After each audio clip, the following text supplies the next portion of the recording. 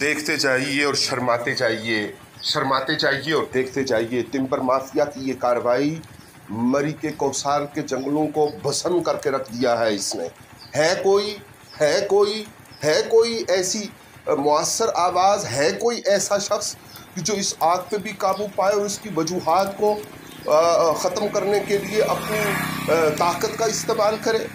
Timber mafia جس طرح مسلسل مری کے جنگلات کو، یہ تازہ صورتحال ہے گلاڑا گلی کی طرف بابری سٹاپ کے قریب، یہ آگ بھڑک رہی ہے اور کوئی پرسان حال نہیں ہے۔